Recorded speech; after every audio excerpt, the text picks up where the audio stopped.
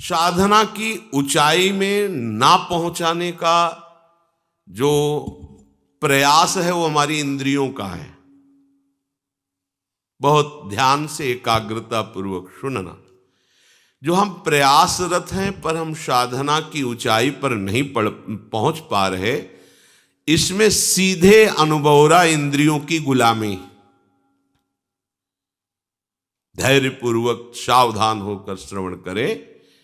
इंद्रियों की गुलामी, आप अपने को ज्ञानी माने, विद्वान माने, भगत माने, महात्मा माने, वीर माने, कुछ भी, ये गुलामी छूट जाए तो अभी तुम स्वरूप में स्थित हो जाओ।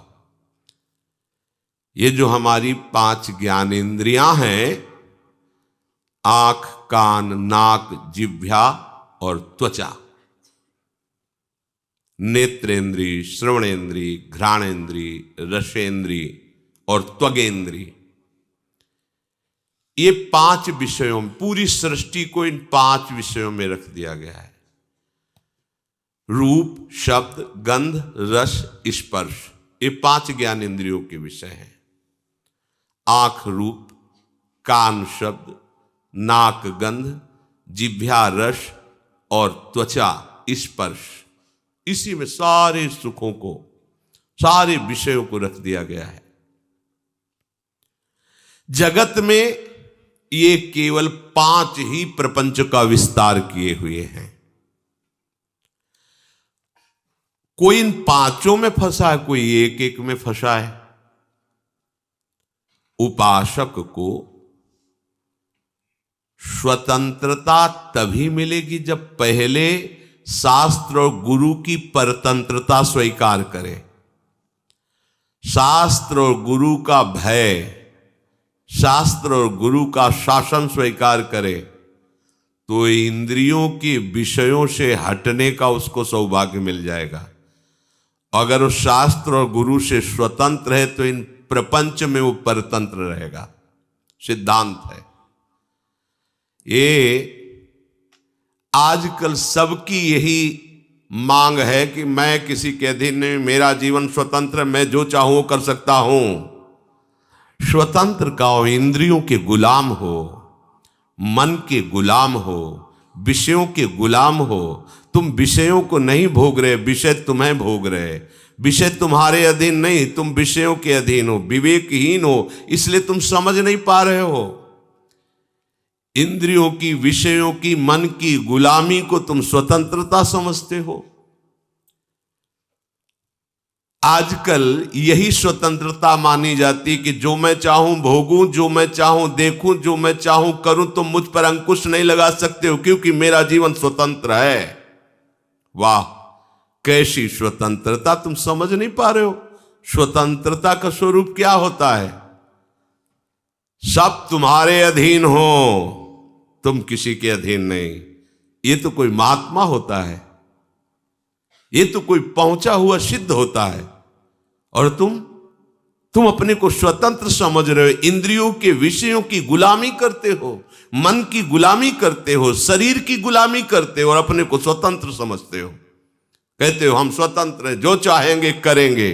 अरे जो चाहेंगे करेंगे तुम नहीं, ये इंद्रियां जो चाहेंगी तुमसे करवा लेंगी। मन जो चाहता है वो तुमसे करवा लेता है। तुम गुलाम हो कि स्वतंत्र? देखो ना, जो सद्गुरु और शास्त्र की अधीनता स्वीकार करता है वो स्वतंत्रता की तरफ बढ़ता है। जो मन और इंद्रियों की स्वीकार करता है वृत्ति, वो गुलामी है। चाहे जितना बड़ा वीर हो, बाहर विजय प्राप्त करने के लिए दौड़ता रहता है, पर इंद्रियों पर विजय, मन पर विजय तो कोई गुरु कृपा पात्र ही कर पाता है।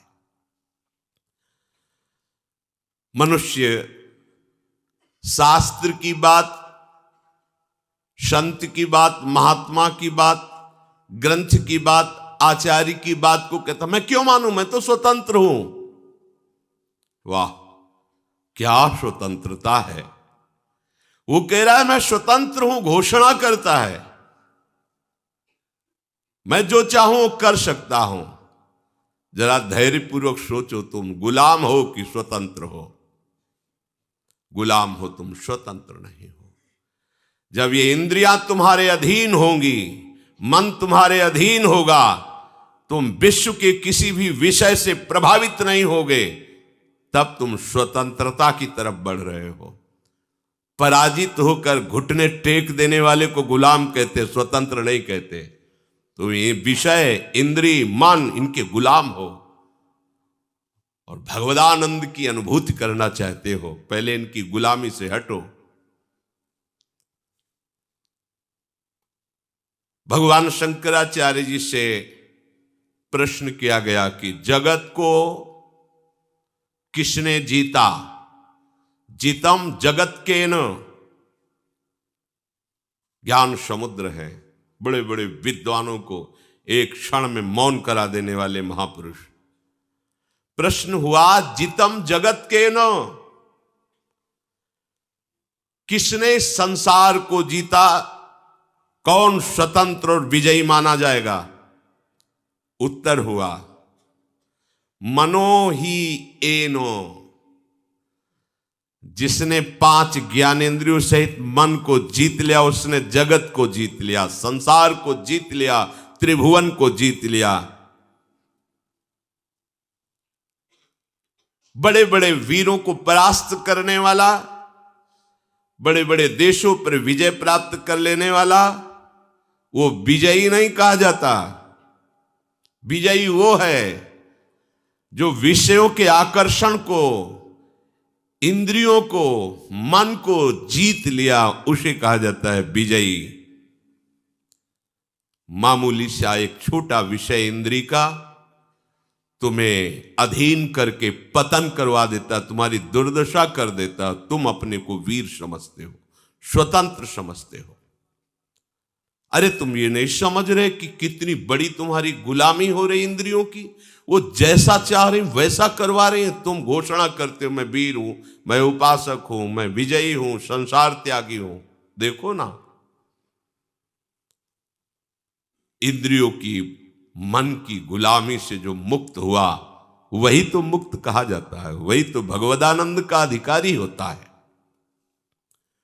पूज्य श्री भाई जी महाराज कह रहे हैं, मुंबई में एक बड़े विद्वान और ज्ञानी महात्मा, वो मेरे पास मिलने के लिए आए। वो बहुत बड़े सम्माननीय थे, बड़ा उनका सम्मान होता था। इतने बड़े वो विद्वान थे कि बड़े बड़े तार्किक उनके सामने टिक नहीं सकते थे। जहां कोई प्रश्न करे तो प्रश्न पूरा नहीं हो पाता था, उत्तर प्रारंभ हो गया उनका उत्तर। परंतु जब वो हमारे पास आए, 1-2 दिन रुके, तो उनकी दिनचर्या देखी। वो इतनी रसेंद्री के वश में थे, कुछ कुछ मिनट में भाई जी गरम जलेबी मंगवा दीजिए, वो रबड़ी, वो भुंजिया मंगवा दीजिए, ऐसा वैसा, इतनी मांगे थोड़ी थोड़ी देर में। फिर कहते कि मथुरा के जैसे पेड़े होते हैं, वैसे तो ब्रह्मा ने सृष्टि में कुछ रचा ही नहीं, मथुरा किसी को भेजकर पेड़े मंगवा दीजिए। एक दिन में 25-50 चीजें अलग अलग से मंगवा के पाना उनका स्वभाव था, प्रभाव था कि बड़े बड़े विद्वान तर्क में परास्त हो जाते थे और ज्ञानी थे, महात्मा वेश में थे, बड़ा सम्मान होता। हमारे एक मित्र थे नानू राम जी, उन्होंने उनको निमंत्रण दिया। महाराज की विद्वता और सम्मान देख करके जब घर ले गए तो छक गए शाम तक ही। महाराज ऐसी ऐसी मांगे, ऐसी, भाई जी से कहा कि अब इनको कभी निमंत्रण नहीं देंगे, इतनी मांगे थोड़ी थोड़ी देर में, ये वो ऐसा। फिर मैं एक दिन उन महात्मा जी से पूछा कि महाराज आपका ज्ञान, आपकी विद्वता, आपका प्रभाव, फिर ये कलंक कैसा? एकांत में थे, अपना बड़ा हितैषी जान करके उन्होंने कहा कि यद्यपि इन विषयों का आत्मा से कोई संबंध नहीं है, इसमें मेरी कोई हानि नहीं है, क्योंकि मैं निरपेक्ष रहता हूं। पर वास्तविक आपसे छुपाव की बात नहीं, मैं रसेंद्री को जीत नहीं पाया हूं। ये बार बार मुझे परास्त करती, मुझे ग्लानि भी होती है, पर मैं क्या करूं, इसको जीत नहीं पा रहा हूं रसेंद्री को। ये नया नया चाट बन गया है, ये लाओ वो लाओ, मैं दुखी भी हूं पर इसको जीत नहीं पा रहा हूं। देखिए देखिए भाई जी कह रहे, देखिए देखिए, इतना बड़ा ज्ञानी, इतना बड़ा सम्माननीय एक इंद्रिय की गुलामी नहीं छोड़ पा रहा है। इसलिए उपासकों से हम कहते हैं कि महात्मा बनना सरल है, विद्वान बनना सरल है, लेकिन स्वतंत्र होना बहुत कठिन है।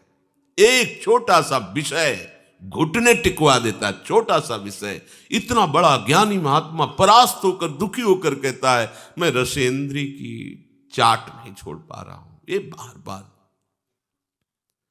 उपासक जब इंद्रियों के परवश हो जाता है तो मामूली सी वस्तु में क्या क्या उसकी दशा होती है, मामूली सी बात में क्या क्या उसकी दशा होती है।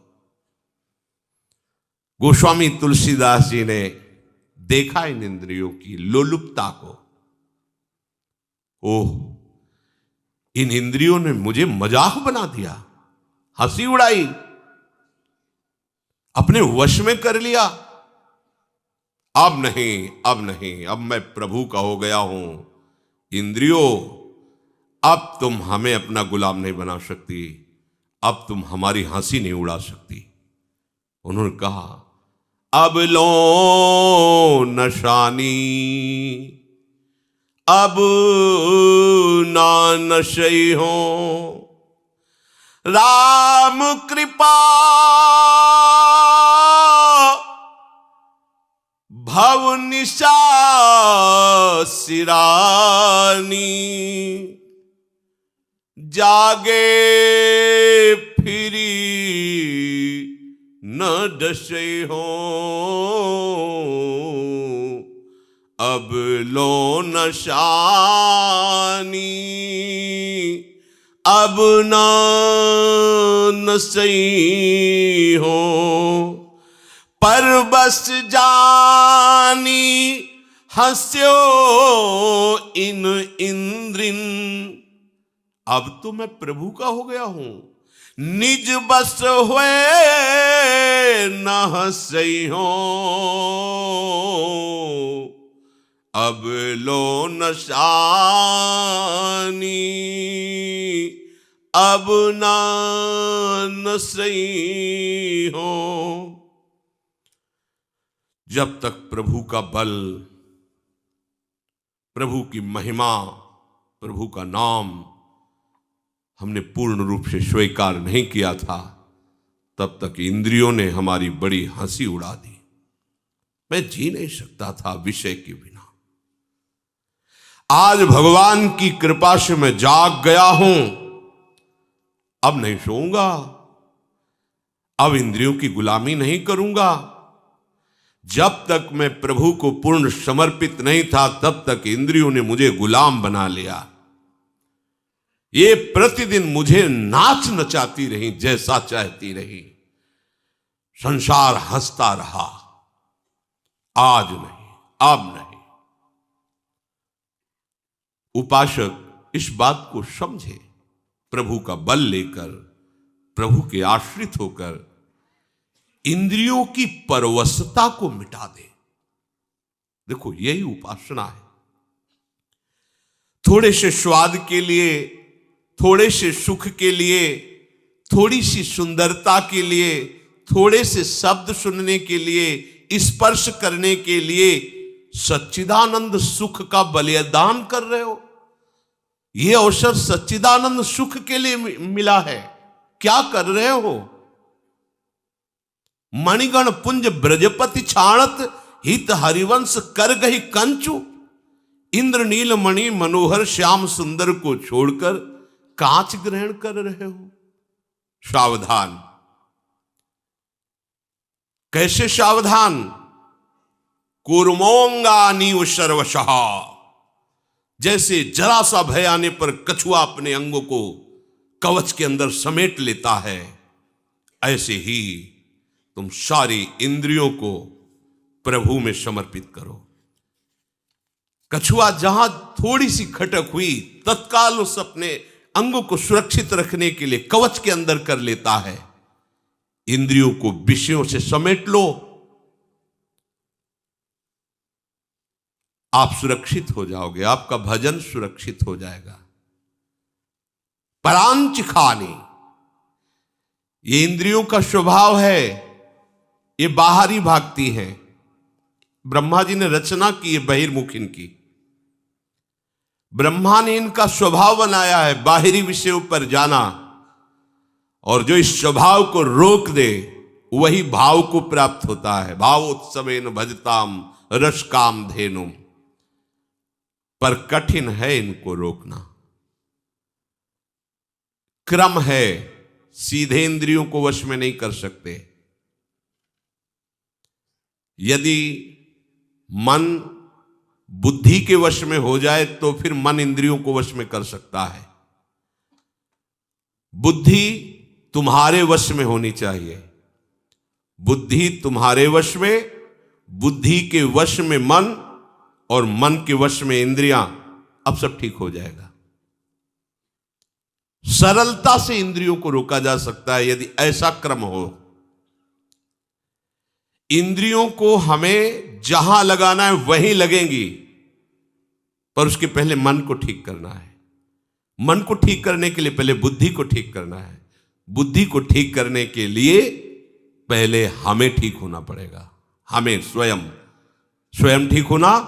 मैं प्रभु का हूं, प्रियालाल का हूं, कोई संसारी नहीं हूं। कल जैसे एक प्रश्नकर्ता प्रश्न कर रहा था कि आप बड़े बड़े महात्माओं की बातें बताते हो तो भगवान के स्वरूप हैं, वो भगवान के नित्य जन है, हम कहाँ? ये घाटे की बात है। हम सब उसी बड़े के हैं। समुद्र की कौन सी लहर महिमा युक्त है और कौन सी छोटी है, बताइए आप? उसी आनंद समुद्र के हम सब अंश हैं, बराबर अंश हैं, बराबर। जो भगवान शंकर की आत्मा है वही तुम्हारी आत्मा है, वही एक चींटी की आत्मा है। आत्मा में कोई परिवर्तन, छोटाई बड़ाई घटाई नहीं है। ये मूढ़ता की बात छोड़ो, ये समझो कि वो बड़े कैसे हुए हैं। बड़े का संपूर्णतः आश्रय ले लिया, सबसे बड़े प्रभु हैं, और उन्होंने प्रभु के नाम का आश्रय ले लिया, रूप का आश्रय ले लिया, जगत का आश्रय छोड़ दिया, तो वो बहुत बड़े हो गए। तुम छोटे क्यों हो रहे हो? क्योंकि तुमने छोटे का आश्रय ले लिया। ये जगत के नाम रूप, जगत के विषय, भोग, अनुकूलता, प्रतिकूलता, है सब छोटी बात है। इसीलिए तुम इतने हे भाव से युक्त हो गए हो। हम कहां? नहीं, तुम उसी तत्व से स्थित हो, तुम उसी से बने हुए हो, तुम और कोई नहीं हो। पहले स्वीकार करो मैं प्रियालाल का हूं, क्योंकि बुद्धि शुद्ध करने के लिए सबसे पहले यह स्वीकृति आवश्यक है। मैं संसार का नहीं हूं, मैं रिश्ते नातों का नहीं हूं, मैं शरीर का नहीं हूं, मैं प्रियाजू का हूं, प्रियालाल का हूं। ये सब इंद्रियां हमारी बहुत सहायक हो जाएंगी यदि आप इस सूत्र को समझ लें। आप इंद्रिय विजयी हो जाएंगे अगर ये सिद्धांत समझ लीजिए। ध्यान से समझना। देखो, घोड़े रथ में जुते हुए हैं, रथ को खींचकर लक्ष्य पर पहुंचाना घोड़ों का ही काम है। रथ में घोड़े हैं, उनमें बहुत पावर है, ये बहुत अच्छी बात है, क्योंकि मार्ग तय करने के लिए मरे हुए घोड़े नहीं चाहिए, पावरफुल चाहिए। परंतु अच्छे मार्ग पे चलाना और बुरे मार्ग पे चलाना, यह सारथी के अधीन बात है। घोड़ों को उनकी इच्छा पर छोड़ दोगे तो मार्ग से वो भटक जाएंगे। घोड़ों को सही दिशा पे चलाने के लिए लगाम होती है, लगाम के अनुसार, और लगाम होती है सारथी के हाथ में, और रथी का पूरा जीवन सारथी के हाथ में है। वो चाहे तो गड्ढे में ले जाकर के पूरा का पूरा चौपट कर दे, मरे रथी सहित। बुरा रास्ता या अच्छा रास्ता ये रथी के ऊपर होता नहीं है, ये सारथी के ऊपर होता है। सारथी को ठीक रखना है।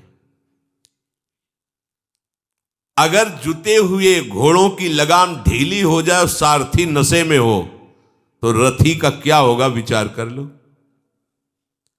क्या निर्दिष्ट मार्ग पर लगाम छोड़ने पर घोड़े चल पाएंगे? सारथी मद से मतवाला हो रहा है, क्या उसको पता है कि उसका लक्ष्य क्या है? वो भूल जाएगा क्योंकि मदिरा पिए हुए है। शास्त्रों में इंद्रियों को घोड़ों से तुलना की गई है। बहुत बलवान घोड़े इंद्रियां हैं,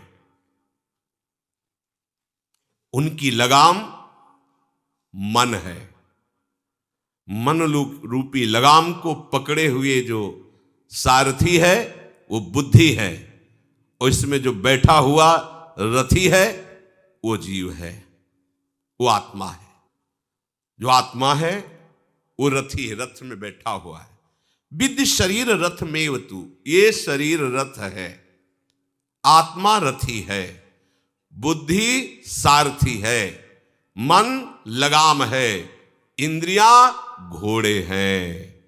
ये शास्त्र कह रहा है।